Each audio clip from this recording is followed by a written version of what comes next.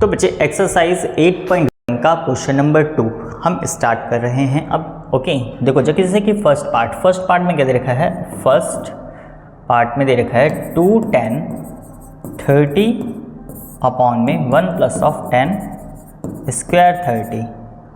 Okay तो ये चीज़ दे रखा है और इसमें करना क्या है, choose the correct option and justify your answer your choice. मतलब कि हमें ऑप्शन दे रखे हैं, इसमें से देखना है कि कौन सा ऑप्शन करेक्ट है और वो कैसे सॉल्व करने पे हमें पता चलेगा। तो स्टार्ट करते हैं। जैसे कि 2 10 30 पे वैल्यू होती है 1 अपॉन में √3। ओके और यहाँ पर 1 प्लस, इसको देखो हम क्या लिख सकते हैं, 10 30 का होल स्क्वायर लिख सकते हैं। ओके 10 30 पे वैल्यू होती है 1 अपॉन में √3 ही होती है, उसका होल स्क्वायर हो जाएगा। ओके तो कुछ इस तरीके से। ओके अब नेक्स्ट आगे चलते हैं। यहाँ पर इसको सॉल्व करेंगे तो कितना आ जाएगा, 2 अपॉन में √3 हो जाएगा एंड इज इक्वल टू यहाँ पर होगा हमारा 1 प्लस ऑफ 1 अपॉन में 3 का स्क्वायर, √3 का स्क्वायर, तो 3 ही हो जाएगा। ओके अब यहाँ पर सॉल्व करेंगे तो यहाँ पर कितना आएगा, 2 अपॉन में √3 एंड यहाँ पर 3 प्लस 1 मतलब कि एलसीएम लेंगे तो यहाँ पर एलसीएम जो होगा वो 3 हो जाएगा और एलसीएम 3 प्लस ऑफ 1 कुछ इस तरीके से।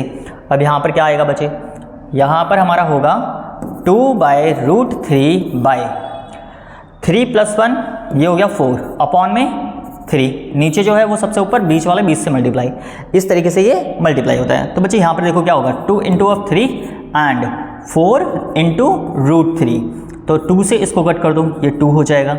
ओके अब यहाँ पर 3 अपॉन में 2√3 होगा। ओके अब यहाँ पर इसको मल्टीप्लाई मतलब कि रैशनलाइजेशन करेंगे रूट हटाने के लिए, तो यहाँ √3 से मल्टीप्लाई √3 से डिवाइड हो जाएगा।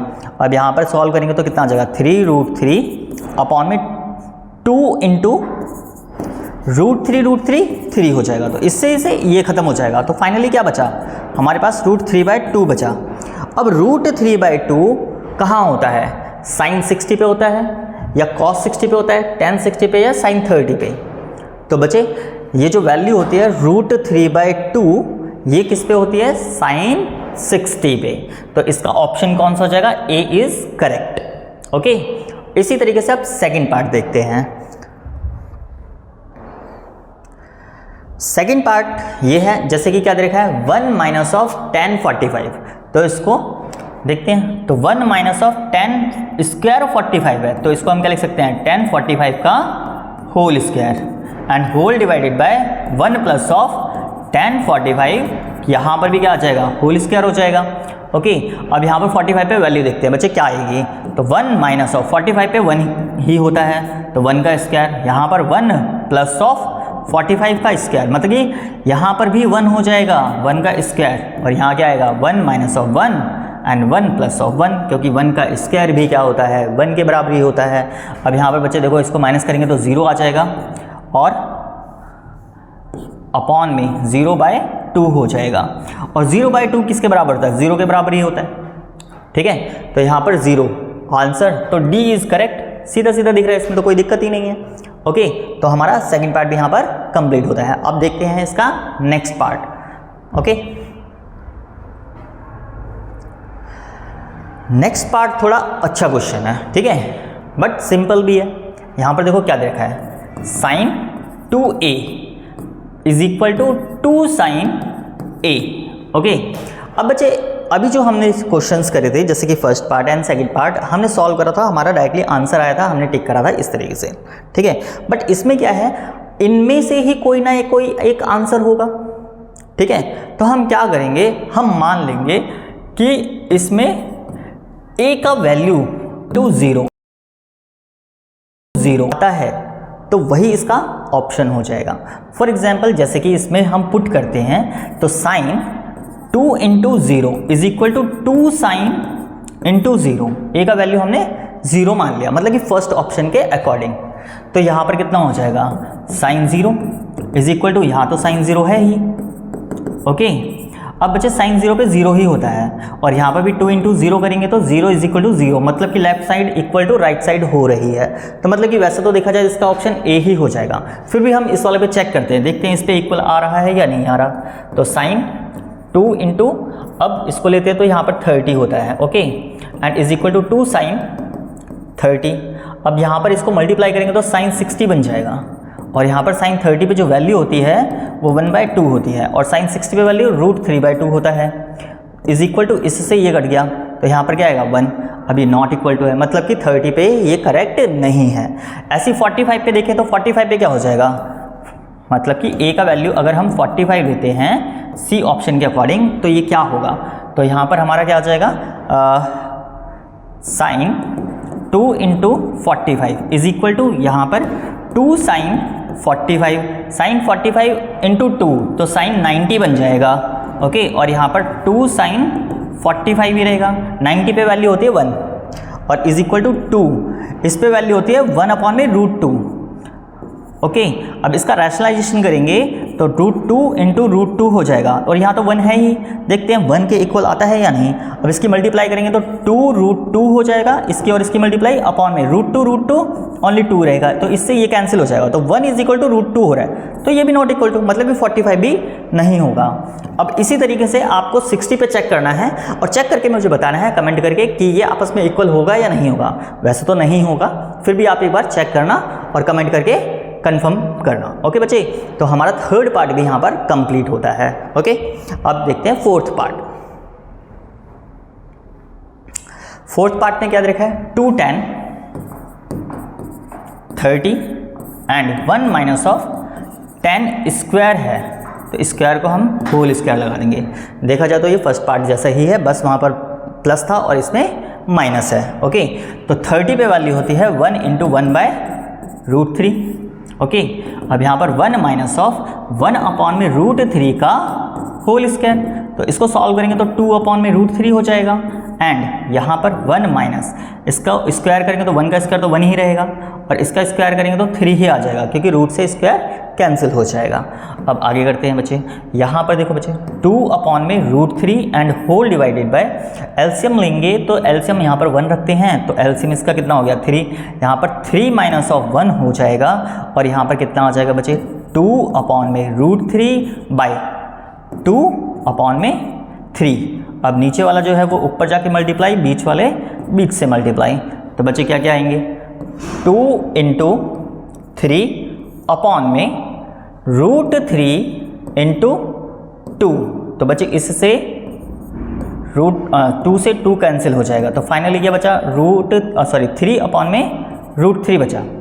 अब इसका क्या कर देंगे रैशनलाइजेशन, तो √3 अपॉन में √3, तो बच्चे कितना आया 3√3, तो ऊपर हो जाएगा, और नीचे √3 और √3 तो 3 के बराबर होता है, इससे ये कैंसिल हो जाएगा, तो ओनली √3 बच गया। अब √3 कहाँ होता है, √3 बचे cos 60 पे नहीं होता, sin 60 पे भी नहीं होता, tan 60 पे √3 होता है, तो ये वैल्यू हमारा करेक्ट माना जाएगा tan 60, ओके। तो ये हमारा आंसर हो जाएगा। अच्छा एक चीज़ और, जैसे कि हम रैशनलाइजेशन करते हैं यहाँ पर, तो हम क्या कर सकते हैं यहाँ पर 3/√3, बच्चे ऊपर जो पावर है वो होती है 1, और √3 का मतलब होता है 1 पावर तो इसकी हो गई, और यहाँ पर 3 की पावर 1/2 होती है, ठीक है। तो अब देखो बच्चे इसको ऊपर डायरेक्टली ले जाओ, माइनस हो जाएगा, माइनस होने पे कितना बचेगा 3 की पावर 1/2 हो जाएगी, ओके। और 1/2 का मतलब क्या होता है √3 ही होता है। अब ऐसे सॉल्व कर लो या ऐसे रैशनलाइजेशन करके कर लो सॉल्व, वो आपकी मर्जी है, तो इजी जो भी आपको लगे वो आप ट्राई कर सकते हैं। तो क्वेश्चन नंबर 2 भी हमारा यहाँ पर होता है कंप्लीट। अब थर्ड क्वेश्चन देखेंगे।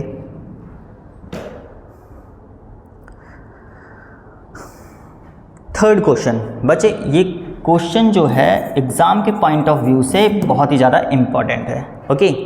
जैसे कि क्या दे रखा है tan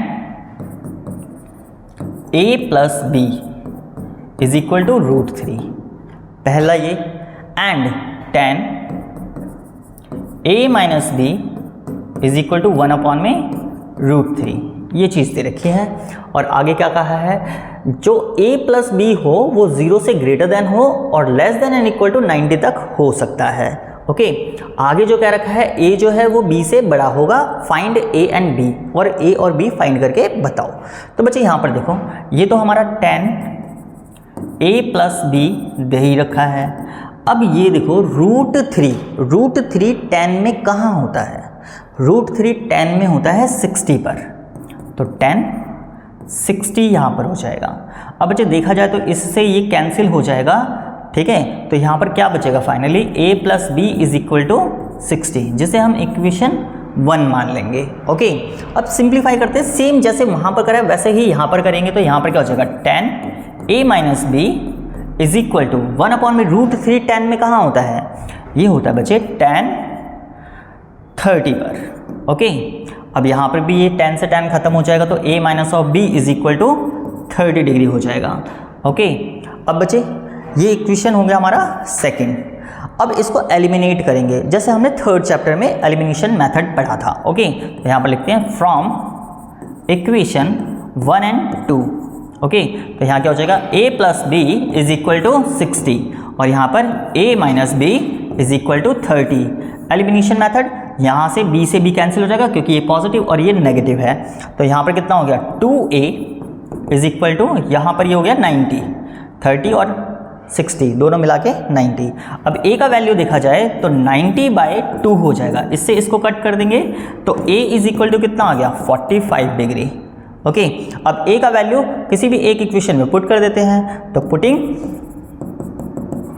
a इन इक्वेशन 1, तो 1 में रखते हैं बच्चे, यहाँ पर इजी रहेगा। a का a प्लस बी हमें दे रखा है इज इक्वल टू 60। ओके, तो a का वैल्यू 45 प्लस ऑफ b और 60, तो b is equal to 60 minus of 45, तो b इज इक्वल टू 15 आ जाएगा। तो b का वैल्यू कितना, 15 डिग्री और a का वैल्यू 45 डिग्री। तो यही हमें फाइंड करना था। अब इसको देख लो, यहाँ पर स्टेटमेंट क्या लिखा है, दोनों को अगर ऐड करें तो 90 से छोटा होना चाहिए, मतलब कि 45 और 15 दोनों को ऐड करेंगे तो कितना होगा, 60 होगा। 60 इन दोनों के बीच में लाई कर रहा है, 0 और 90 के बीच में लाई कर रहा है, और a का जो वैल्यू है वो b से बड़ा होना चाहिए, तो b से ग्रेटर देन ही b है, मतलब कि a जो है वो 45 है, b जो है वो 15 है, तो a is greater than of b। Okay, तो ये क्वेश्चन हमारा भी कंप्लीट होता है। और बच्चे इसी के जैसा एक एग्जाम्पल भी है, उसको भी आप अच्छे से करना, क्योंकि एग्जाम के पॉइंट ऑफ व्यू से ये बहुत ही ज़्यादा इंपॉर्टेंट है। ओके, तो देखते हैं हम नेक्स्ट क्वेश्चन।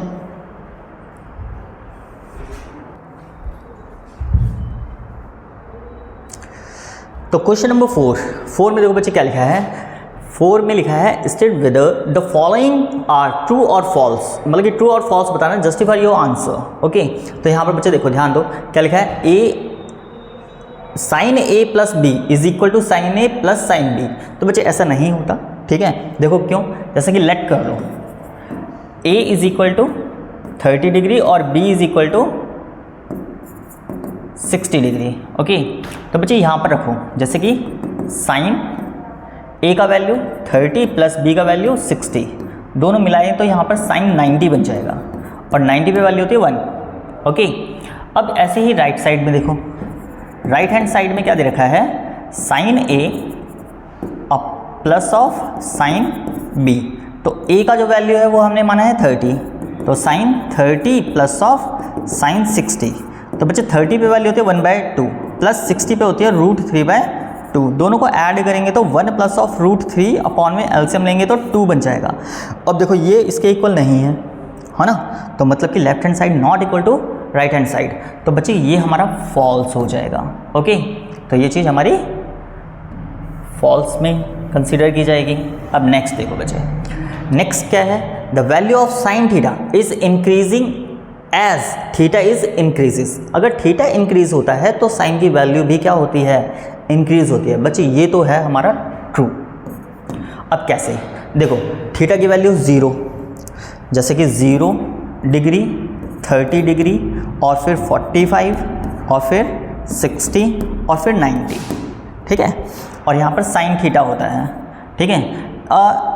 0 पे साइन 0 ही होता है, फिर यहाँ पर हाफ हो जाता है 1/2, मतलब कि इससे ये बढ़ा, इंक्रीज़ हुआ, ठीक है, थीटा इंक्रीज़ हो रहा है तो साइन की वैल्यू भी इंक्रीज़ हो रही है। 45 पे होता है 1/√2, 1/√2 बच्चे इसको डिवाइड करोगे तो इससे ग्रेटर देन ही आएगा, फिर उसके बाद हो जाता है √3/2 और फिर 1 आता है, तो मतलब कि क्या देख रहे हैं हम, ये आपका इंक्रीज साइड में जा रहा है, थीटा इंक्रीज हो रहा है तो उसकी वैल्यू भी इंक्रीज हो रही है, तो इसलिए इसको ट्रू माना जाएगा। अब इसी के अकॉर्डिंग कॉस भी देख लो बच्चे, कॉस थीटा, जैसे कि थर्ड पार्ट में the value of cos theta increases as theta is increasing, तो बच्चे इसमें ऐसा नहीं होता, क्योंकि ये जैसे इंक्रीज़ करा है तो कॉस की वैल्यू उल्टा लिखा जाता है, 1 फिर यहाँ पर √3/2 और फिर 1/√2 और फिर 1/2 और ये 0। ओके, अब ये क्या हो रहा है, डिक्रीज़ हो रहा है। थीटा इंक्रीज़ होने पर कॉस की वैल्यू जो होती है वो डिक्रीज़ होती है। यहाँ पर लेकिन क्या लिखा है, इंक्रीज़ लिखा है, तो इसलिए ये फॉल्स हो जाएगा। तो मतलब कि ये दोनों एक दूसरे से लिंक्ड अप थे, तो ये हमारा कंप्लीट हो गया। इवन ये भी इसी से लिंकअप है। देखो बच्चे क्या लिखा है, sin theta is equal to cos theta for all values of theta. ये कह रहा है कि हर एक वैल्यू पे थीटा की साइन और कॉस इक्वल होता है, तो ऐसा नहीं है। देखो 0 पे डिफरेंट है, 30 पे भी डिफरेंट है, सिर्फ और सिर्फ 45 पे ये सही है, मतलब कि इक्वल है। अगर यहाँ पर थीटा इज इक्वल टू 45 लिखा होता तो ये करेक्ट माना जाता, बट अभी ये क्या है, हर एक वैल्यू पे तो ओके नहीं है, मतलब कि इक्वल नहीं है, तो यहाँ पर ये क्या हो जाएगा, ये फॉल्स हो जाएगा। ओके, अब बच्चे cot A is not defined for A is equal to 0 degree.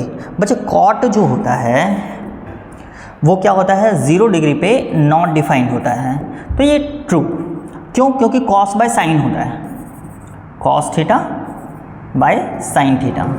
अब 0 डिग्री पे देखा जाए कॉस की वैल्यू 1 और साइन की वैल्यू 0, तो 1/0 नॉट डिफाइंड ट्रीट किया जाता है, तो इसलिए ये ट्रू। तो बच्चे हमारे ये क्वेश्चन 4th भी कंप्लीट होता है और इसी के साथ हमारी ये एक्सरसाइज भी कंप्लीट होती है। तो आज के लिए इतना, बाय बाय बच्चों।